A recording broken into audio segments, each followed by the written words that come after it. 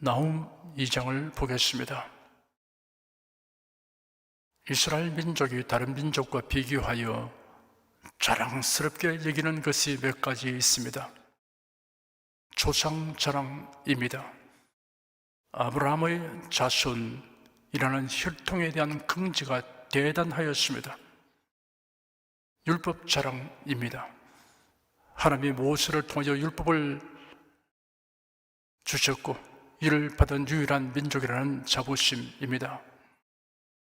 제사장 자랑입니다. 제사장의 기능은 하나님과 사람 사이의 중개자 역할이었습니다. 하나님 앞에서 이스라엘의 예배를 보존하고 촉진하기 위해 거룩성을 제대로 유지하고 중개 역할을 하는 직책입니다. 이런 제사장을 하나님께서 주셨다는 것에 대한 자랑입니다. 선지자 자랑입니다. 선지자는 하나님의 대변자였습니다. 선지자는 하나님이 주신 말씀을 자기 편에서 수정하거나 해석함이 없이 그대로 발언하였습니다. 이런 선지자들을 하나님께서 그들에게 주셨다는 것에 대한 자랑입니다. 신명기 18장 18절은 선지자의 기능에 대해 묘사하고 있습니다. 내 말을 그 입에 두리니 내가 그에게 명하는 것을 그가 무리게 다 구하리라 하였습니다. 선지자는 하나님이 그에게 계시하신 대로 백성들에게 선포하였습니다. 선지자들은 각기 자기 시대의 신앙과 생활이 타락하고 부패한 지도자와 백성들을 책망하고 회개를 촉구했습니다. 그리고 하나님과 백성 사이의 중재자 역할도 했습니다. 타락한 이스라엘에게 임할 하나님의 징벌을 예고했으며 아울러 이스라엘을 괴롭게 한 나라들에게 임할 심판도 예언했습니다. 비록 선지자들이 그들의 메시지에 대하여 완전히 이해하지 못하였지만 그들은 구원의 주가 되시는 예수 그리스도에 대하여 예언했습니다. 이스라엘 민족은 그들이 자랑하는 것에 합당하게 행하지 아니했습니다. 하나님을 경외하지 아니하였고 율법을 지키지 아니하였으며 선지자들을 핍박하였습니다. 이스라엘 초대 왕은 사울이었고 그 뒤를 이어 다윗 솔로몬이 다스렸습니다. 솔로몬 왕이 죽은 후 나라가 남북으로 분열되어 북쪽은 여로보암이 왕이 되었고 남쪽은 솔로몬의 아들 르호보암이 왕이 되었습니다. 북왕국은 이스라엘, 남왕국은 유다로 불렸습니다. 이스라엘 북서쪽에 강대한 나라 아수르 제국이 있었고 이스라엘에게 위협적인 존재였습니다. 결국 주전 722년 북왕국 이스라엘은 아수르에 의해 멸망되고 대다수의 국민은 포로되어 끌려갔습니다. 또한 남왕국 유다는 끊임없이 아수르의 압박을 받았습니다. 지금 우리가 상고하는 나훔서를 기록한 나훔 선지자는 이러한 시기에 예언 활동을 했습니다. 1장에서는 아수르의 수도 니느웨가 아무리 강성해도 하나님의 심판을 견디지 못할 것을 예언하면서 유다 백성들이 아수르의 압박에서 자유케 될 것을 선포했습니다. 2장과 3장은 아수르의 멸망에 대한 예언이 구체적으로 생생하게 묘사되었습니다. 1절 한 절을 함께 읽겠습니다. 파괴하는 자가 너를 치러 올라오나니 너는 산성을 지키며 길을 파수하며 내 허리를 견고히 묶고 내 힘을 크게 굳게 할지어다. 아수르 제국에서 니느웨의 멸망에 관한 구체적인 예언이 시작됩니다. 파괴하는 자란 바벨론과 메대의 연합군입니다. 이들에 의하여 니느웨는 철저히 파괴되고 맙니다. 너는 산성을 지키며 길을 파수하며 내 허리를 견고히 묶고 내 힘을 크게 굳게 할지어다 라는 말은 적을 방어하도록 경계하는 뜻이 아니라 전력을 다해 방어하여도 헛사가 될 것임을 역설적으로 강조하는 것입니다. 2절 한 절을 함께 읽겠습니다. 여호와께서 야곱의 영광을 회복하시되 이스라엘의 영광 같게 하시나니 이런 약탈자들이 약탈하였고 또 그 포도나무 가지를 없이 하였음이라. 야곱의 영광을 회복하시되 이스라엘의 영광 같게 하시다니라는 표현으로 야곱의 영광과 이스라엘의 영광을 동격으로 언급했습니다.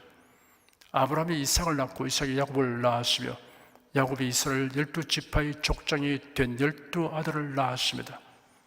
그래야 야곱은 그 민족의 대명사가 되었습니다. 이스라엘이라는 칭호는 하나님께서 야곱에게 새롭게 지어준 이름으로서 매우 뜻깊은 유래를 가지고 있습니다. 그러므로 야곱의 영광, 곧 이스라엘의 영광이라고 형용하는 것입니다. 하나님이 직접 개입하여 영광을 회복하게 하시겠다는 의사표명입니다. 그 포도나무 가지를 없이 하였음이라는 표현은 앞의 말을 달리 강조한 것입니다. 포도나무 가지는 이스라엘을 가리킵니다. 하나님께서 이러한 일을 행하신 이유는 아수르가 하나님의 택한 백성을 약탈한 행위 때문입니다. 북왕국 이스라엘은 아수르에 의해 멸망되었고 남왕국 유다는 끊임없이 아수르의 압박을 심하게 받았습니다.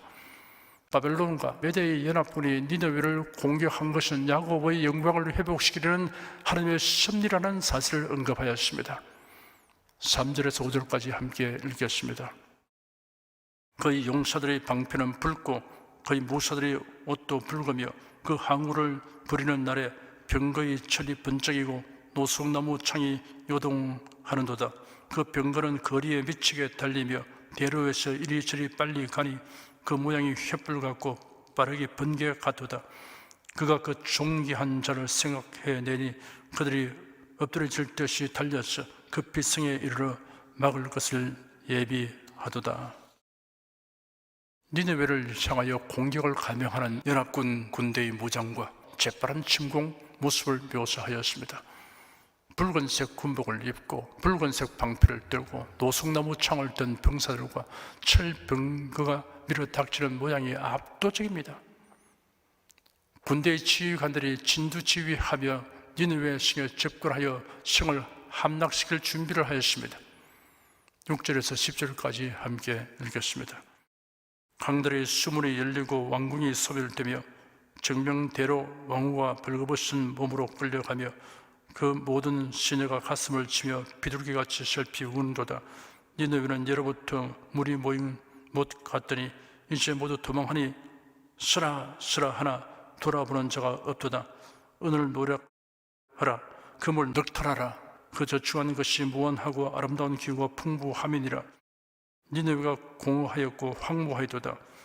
거민이 낙담하여 그 무릎이 서로 부딪히며 모든 허리가 아프게 되며 모든 낯이 빛을 잃도다. 니느웨는 티그리스 강 동편에 위치한 거대한 도시였습니다.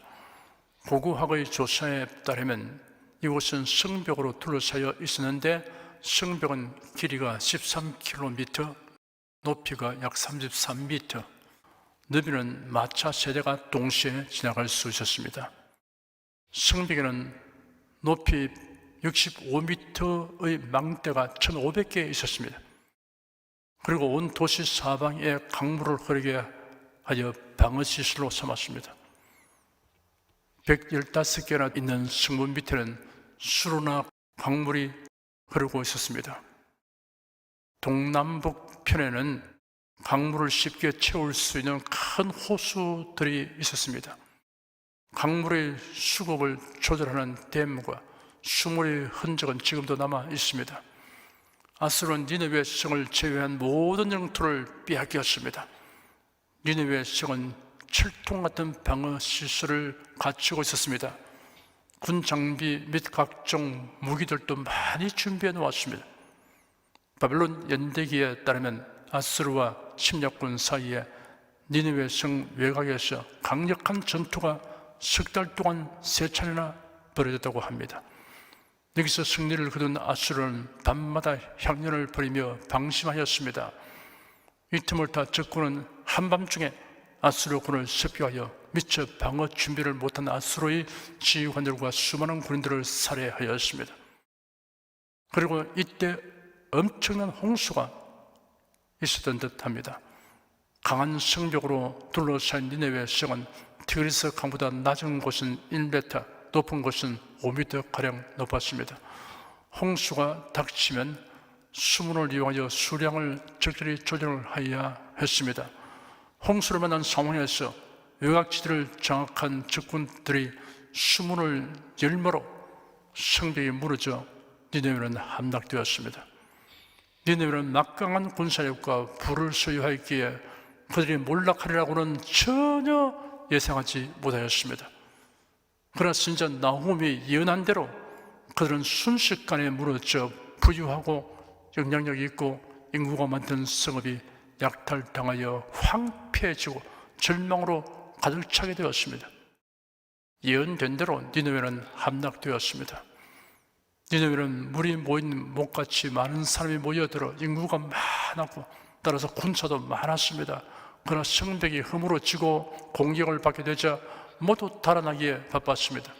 왕족이건 백성이건 처절하게 끌려갔습니다. 이웃 나라를 약탈하고 조공을 받기도 하여 엄청난 부를 가진 니느웨는 철저히 약탈당하였습니다. 11절, 12절 두들을 함께 읽겠습니다. 이제 사자의 굴이 어디뇨? 젊은 사자의 먹는 곳이 어디뇨? 전에는 수사자, 암사자가 그 새끼 사자와 함께 거기서 다니되 그것들을 두렵게 할 자가 없었으며 수사자가 그 새끼를 위하여 식물을 충분히 찢고 그 암사자를 위하여 무엇을 움켜서는 취한 것으로 그 굴에 채웠고 찢은 것으로 그 구멍에 채웠었도다. 아수르의 국력이 상상을 극할 정도로 강성하여 천하무적이었습니다. 어느 나라도 아수르 제국을 넘보지 못했습니다. 주변 국가들을 끊임없이 침범하여 영토를 확장시키고 속국으로 삼았습니다. 아수르는 사자같이 강하고 잔혹하였습니다. 아수르는 이웃 나라들을 마음껏 유린하고 욕심을 채웠습니다. 엄청난 양의 전리품과 조공을 거두어 왕궁에 저장하거나 백성들에게 하세포로 나누어 주었습니다. 13절 한 절을 함께 읽겠습니다. 만군의 여호와의 말씀에 내가 네 대적이 되어 너희 병거들을 살라 연기가 되게 하고 너희 젊은 사자들을 칼로 멸할 것이며 내가 또 너희 노력하는 것을 땅에서 끄드리니 너희 파견자의 목소리가 다시는 들리지 아니하리라 하셨느니라. 만군의 여호와의 말씀에 내가 네 대적이 되어라고 하였습니다. 하나님의 대적이 되는 것보다 불행한 처지는 없습니다. 사람은 태어나면서부터 하나님의 대적이 되어 있습니다. 하나님과 화목하는 길은 예수 그리스도를 믿는 길뿐입니다. 가장 불우한 이곳은 하나님의 대적이 되어 있는 사람입니다. 하나님의 아수르의 대적이 되어 심판함으로 철저히 망하게 된 그 상태를 네 가지로 묘사하였습니다. 너희 병거들을 살라 연기가 되게 하고 너희 젊은 사자들을 칼로 멸할 것이며 내가 또 너희 노력하는 것을 땅에서 끊으리니 너희 파견자의 목소리가 다시는 들리지 아니하리라. 그들이 믿고 자랑하던 무기들은 연기가 됩니다. 용맹한 군사들은 멸절됩니다. 그들의 부와 번영은 모두 약탈됩니다. 이웃 나라들로 파견되어 위협을 주던 파견자의 목소리는 다시 들리지 않게 됩니다. 하나님의 아수르의 대적이 되어 심판하신 이유가 무엇인가를 5가지로 살펴볼 수 있습니다. 첫째, 탐욕 때문입니다. 그들은 영토를 확장하고 재물을 약탈하기 위하여 열국을 짓밟았으며 전쟁에서 빼앗은 전리품을 자랑하였습니다. 그뿐 아니라 조공 제도를 통해 정복한 국가에게서 정기적으로 물품을 상납받았습니다. 이스라엘과 유다도 조공을 바쳐야 했습니다. 그들은 무역과 상행위에서도 탐욕을 추구하여 자신들의 유익을 위해서 약소고의 소유를 강탈하였습니다. 그들은 탐욕으로 인하여 아무 죄식도 가지지 않았습니다. 둘째, 잔인함 때문입니다. 니느웨의 잔인함은 사자로 비유되었습니다. 디글랏빌레셀 1세는 60명의 왕과 싸워 이겼다고 자랑하였습니다. 그리고 적군의 피를 계곡에 흐르게 하였으며 그들의 목을 잘라 곡식단처럼 정복한 성읍 밖에 높이 쌓았습니다. 이처럼 인간의 존엄성을 짓밟는 것은 가장 타락한 단계에 속합니다. 셋째, 거짓된 행위 때문이었습니다. 아수르는 교활하고 간사한 술책으로 열국을 미혹하였습니다. 그들은 오직 이기심을 채우려고 외국과 맺은 조약을 자주 어겼습니다. 또한 교묘한 외교 정책으로 약한 열방들을 다른 강국에게 팔아넘겼습니다. 넷째, 교만 때문이었습니다. 아수르가 하나님께 대적하였다는 증거는 랍사게와 산헤립의 편지에서 알 수 있습니다. 랍사게는 유다의 히스기야 왕시대 이스라엘을 공격하면서 여호와가 예루살렘을 내 손에서 능히 건지겠느냐 라고 말하였습니다. 산헤립도 히스기야의 신들도 그 백성을 내 손에서 구원하여 내지 못하리라 하면서 하나님을 조롱하였습니다. 이들은 자신들의 군사력만 믿고 하나님의 신성과 위엄을 비방하였습니다. 마치 자신들이 세계를 영원히 통치하는 것처럼 기고만장하였습니다.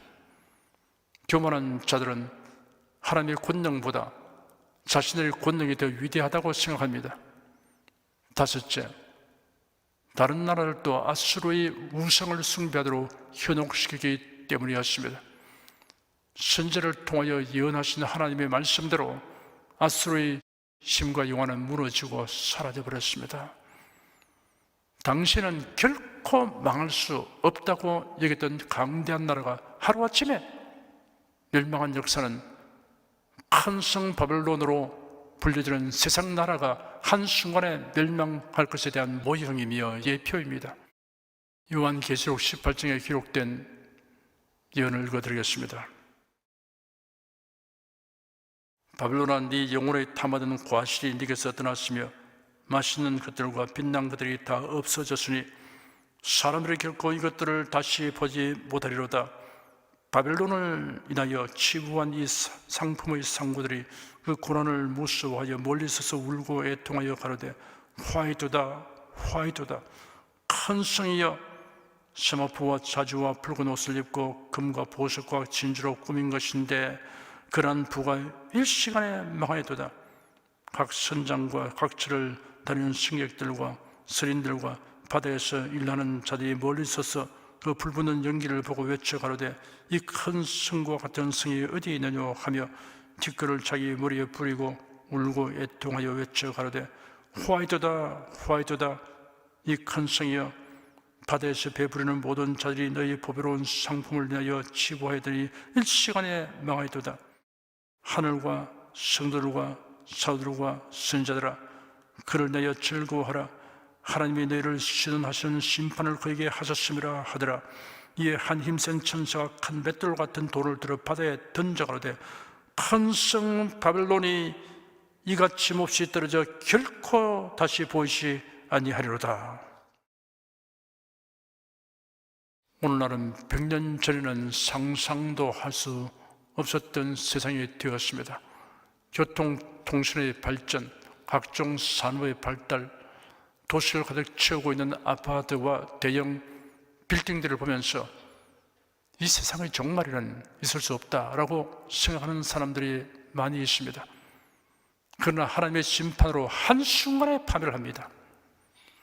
베드로후서 3장에 기록되기를 하나님의 날이 임하기를 바라보고 간절히 사모하라. 그 날에 하늘이 불에 타서 풀어지고 체질이 뜨거운 불에 녹아지리니와 우리는 그 약속대로 의에 거하는 바 새 하늘과 새 땅을 바라보로다. 그러므로 사랑하는 자들아, 너희가 이것을 바라보니 주 앞에서 점도 없고 흠도 없이 평강 가운데에서 나타나기를 힘써라. 성도 여러분은 진동하지 않는 나라에서 영원히 살게 됩니다. 그러므로 감사드리며 경건함과 경외함으로 하나님을 기쁘게 섬기시기를 축원합니다. 기도하겠습니다. 이스라엘 자손들이 훌륭한 조상과 율법과 제사장과 선지자로 인한 특권과 혜택을 받았음에도 불구하고 그 특권에 따른 의무를 경홀히 여기고 하나님의 뜻을 거스르려 행하다가 징벌을 받은 역사를 살펴보면서 우리 자신을 돌아봅니다. 성령께서 교회들에게 들려준 교훈을 명심하고 좌우로 치우쳐 행하지 않고 오직 하나님의 말씀대로만 행하기로 다짐하오니 성령님 우리의 결심과 의지를 도와주시옵소서. 주 예수 그리스도 이름으로 기도드립니다. 아멘.